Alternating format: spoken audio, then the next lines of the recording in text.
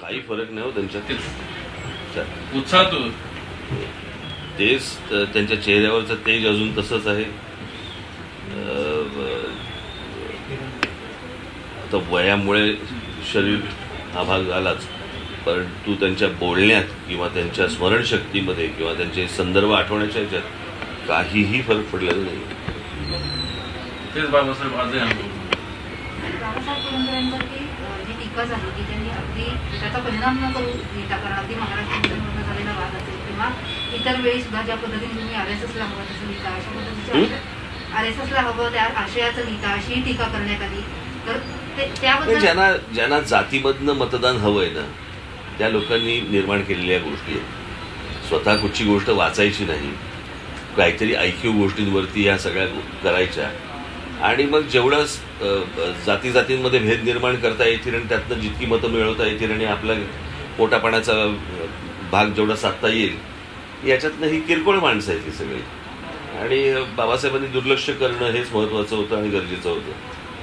बाबासाहेबांसारख्या व्यक्तीला ह्या लोकांना काही उत्तर देणं हे काही बरोबर नाही. कारण कसं आहे, ह्या अशा प्रकारचे आरोप करणारे हे ते म्हणतो ना आपण की झोपलेल्याला उठवता येतं पण झोपलेल्याचं सोंग घेतलेला उठवता येत नाही. त्याच्यामुळे ह्यांचे हेतू काय आहेत हे माहिती आहेत. त्याच्यामुळे त्याचा काही इतिहासाशी संबंध नाही. ठीक आहे.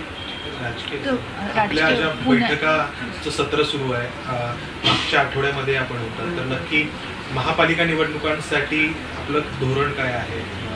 नवीन तरुण बरेच बाहेर दिसत आहेत. नाही, काय झालंय काही ठिकाणी थोडासा एक अनेक पक्षांमध्ये ती गोष्ट होती, सगळ्यांमध्ये होती, एक साचलेपणा येतो आणि मग त्याला थोडासा हलवून थोडा वरती आणणं किंवा त्याला हलवून जागेवर ठेवणं, काही ठिकाणी बदल करणं आणि हे संघटना आणि सर्वच दृष्टिकोनातनं अपेक्षित असतं.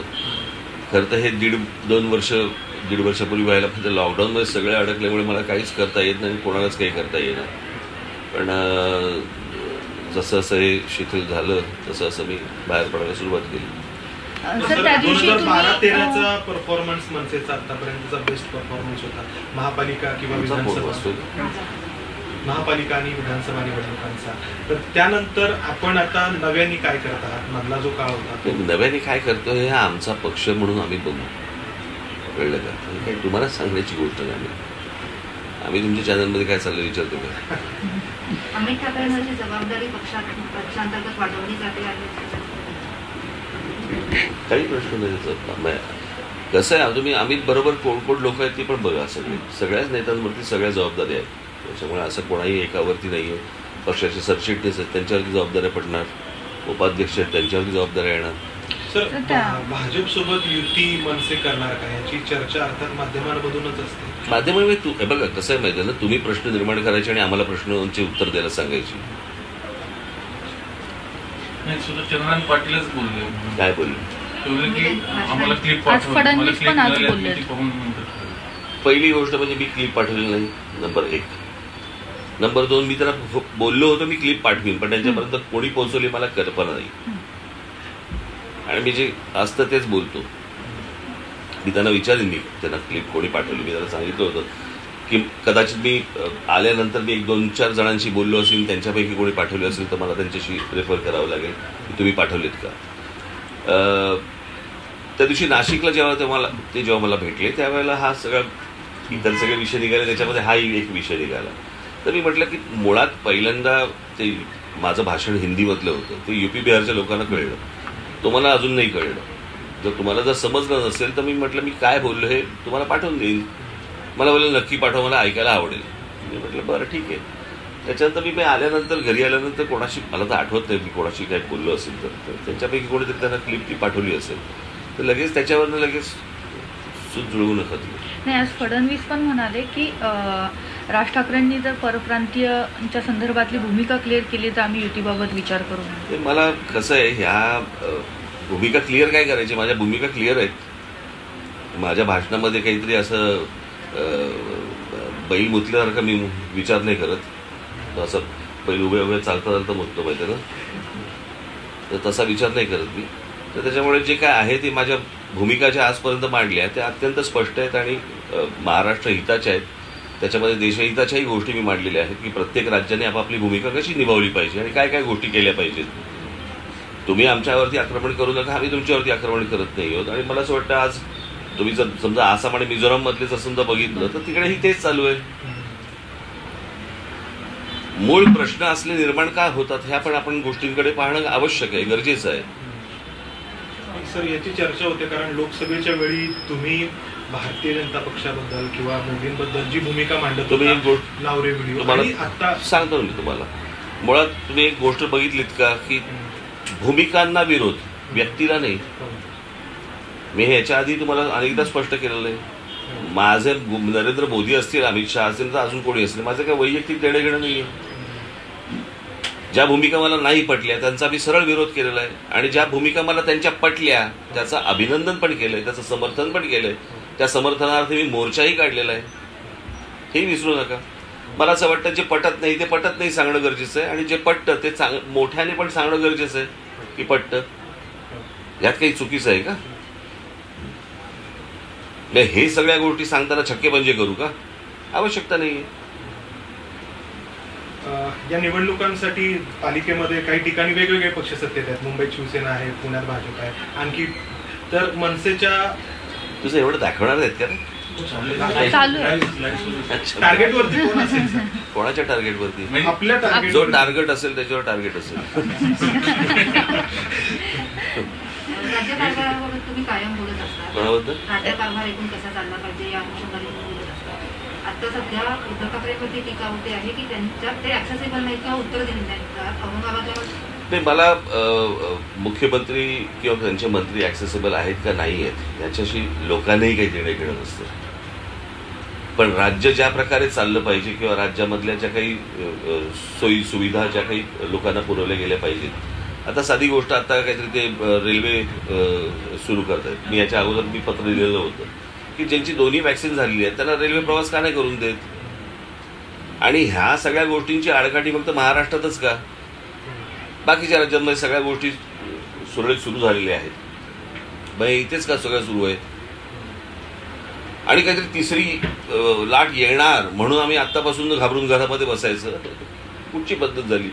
लोकांचे उद्योगधंदे बर्बाद झालेले आहेत, लोकांच्या नोकऱ्या गेलेल्या आहेत, घरं कशी चालवायची कळत नाहीये, मुलांच्या फिया कशा भरायच्या माहीत नाहीयेत. आणि ह्यांना काय जातंय? लॉकडाऊन करायचं आणि ह्यांना कोणी प्रश्न विचारायचे नाहीत. मागे त्या सुधामूर्तींचं होतं ना ते पुस्तक, सुधामूर्तींचं पुस्तक होतं ना, नाही पी साईनाथचं, दुष्काळ आवडे सर्वांना. तसं हे लॉकडाऊन आवडे सरकारला. कोणी प्रश्न विचारायला नको त्यांना. सर, आता कोकणासह पश्चिम महाराष्ट्रामध्ये जो पाऊस पडलेला आहे त्यानं जे नुकसान झालेलं आहे, पाऊस खूप जास्त पडला असं सांगतात की यापूर्वी असा कधी पाऊस पडला नाही. पण ह्याला कारणं जी आहेत ती आपल्याकडचं ढिसाळ नियोजन हे दरवर्षीच आहे. मागच्या वेळेला कोल्हापूरला ते सगळं प्रकरण झालं. कोकणामध्ये दरवर्षी होतं. त्या चिपळूणच्या आणि त्या महाडच्या आणि इतर सगळ्या बाजारपेठांमध्ये दरवेळेला पाणी भरलं जातं. वरती धरणं भरली की वरून पाणी सोडलं जातं. जगात जर समजा तुम्ही बघितलं तर वरून जिथून पाणी सोडलं जातं, सोडणार असतील तिकडनं जवळपास 7, 8, 10 तास अगोदर त्यांचे सायरन वाजायला सुरुवात होते. सो लोकांना तिकडनं काय स्वतःचं सामान घेऊन बाजूला जाता येतं, उंचावरती पुढे जाता येतं, अनेक गोष्टी अशा करता येतात. आपण एक गोष्ट बघितली पाहिजे. तुम्ही मी एक 16 मिनिटाची एक डॉक्युमेंटरी फिल्म केली होती 2014ला ॲस्थेटिकवरती. याच्यामध्ये जो शहरं जी आपली बखाल होत चाललेली आहे त्याचं काही नियोजन नाही. नुसते डेव्हलपमेंट प्लॅन आणता तुम्ही, पण टाउन प्लॅनिंग कोणी करत नाही. आणि कुठे किती गोष्टी असल्या पाहिजेत, लोकसंख्येनुसार किती रस्ते असले पाहिजेत, आपल्याकडची गटारं कशी असली पाहिजेत, आमच्याकडच्या नद्या तुंबल्यात, त्याच्यावरती अतिक्रमणं झाली आहेत.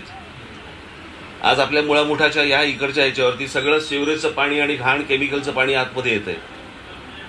इतकी वर्ष माहिती आहे. काय केलं त्याच्यावरती?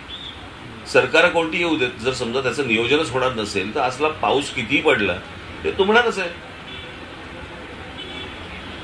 नियोजन कुठेतरी फेल गेले.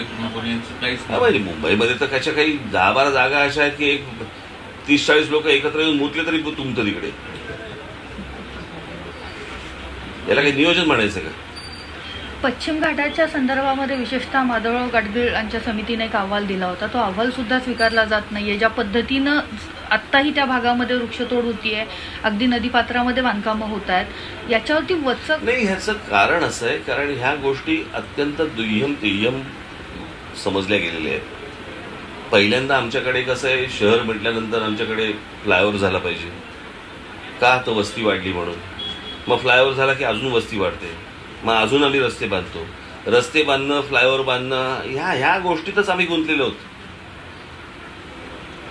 परंतु शहरामध्ये किती लोक आली पाहिजेत, किती लोकसंख्या असली पाहिजे, कुठपर्यंत तुम्ही FSI दिला पाहिजे, कुठपर्यंत इमारती असल्या पाहिजेत. ही जी सर्व एखाद्या भागामध्ये राहणारी लोकसंख्येनुसार त्यांना कोणत्या गरजा पुरवल्या गेल्या पाहिजेत. बरं, असं काही नाहीये की रॉकेट सायन्स आहे,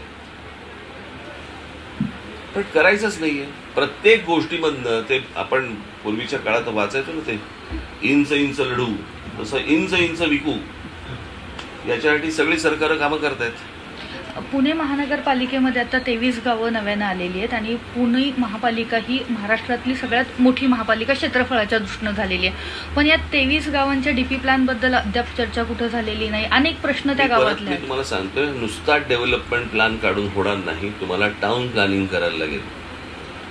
डेव्हलपमेंट प्लॅनमध्ये तुम्हाला अनेक गोष्टी सुचवता येतात, सांगता येतात, परंतु त्याला जर आकार उकार नसेल. मी तुम्हाला सर्वसाधारणपणे सांगतो की एखाद्या शहरामध्ये जितकी लोकसंख्या असते, म्हणजे शहराचा आकारमान असणारी जी लोकसंख्या असते, मी जर चुकत नसेल तर बहुधा 15% त्या शहरात रस्ते असले पाहिजे. पुणे शहराची परिस्थिती तर अशी आहे, हे फ्लायओव्हर नव्याने बांधलेले काय अर्थ नाही त्याला, पण साधारणपणे 8 का 9% फक्त रस्ते आहेत. आता ही जर परिस्थिती शहराची असेल तर तुमच्याकडे ट्रॅफिक जॅम होणार आहेत, अनेक प्रकारच्या कोंड्या होणार आहेत, वाहनं वाढत आहेत, वाहनांवरती कोणाचं लक्ष नाहीये, रोजच्या रोज वाहनं रजिस्टर होत आहेत, ती रस्त्यावरती येत आहेत, जुनी काढली जात नाहीये. आता कशातच लक्ष द्यायचं नाहीये तुम्हाला. आणि मग त्याच्यानंतर तुम्ही प्रत्येक प्लॉट हा बिल्डरच्या घशात घालायचा. म्हणजे जिकडे पार्किंग होऊ शकतं, अनेक ठिकाणी जिकडे पार्किंगचे प्लॉट्स आहेत तिथे तुम्हाला बिल्डरला देऊन टाकायच्या, मग ST स्टँड देऊन टाकायचे. मुंबईमध्ये जसे BSTचे आगार देऊन टाकली तशी देऊन टाकायची बिल्डर. असं कसं होईल मला सांगा, जर तुम्हाला वाहनं पार्क करायला जागा नाहीये आणि तुम्ही जास्तीत जास्त इमारती उंच उंच उंच करत राहिलेल्या आहात. उंच इमारती केली की तिकडे कामाला येणारी माणसं वाढत आहेत, तिथे येणाऱ्या गाड्या वाढत आहेत, 2 व्हीलर्स वाढत आहेत, 4 व्हीलर्स वाढत आहेत.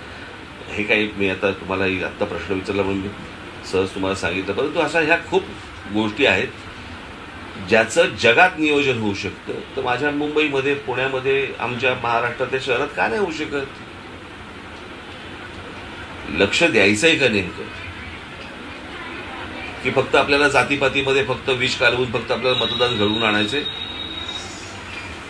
आणि आमचा नगरसेवक निवडून आला आणि आमचा आमदार निवडून आला, याच्या पलीकडे काय आनंद? काहीच नाही.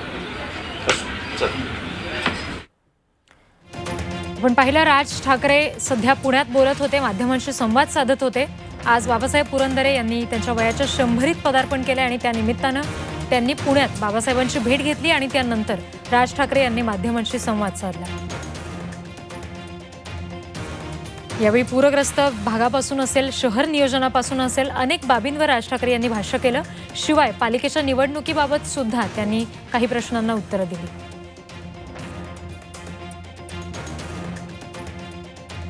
छत्रपतींचा विचार म्हणजे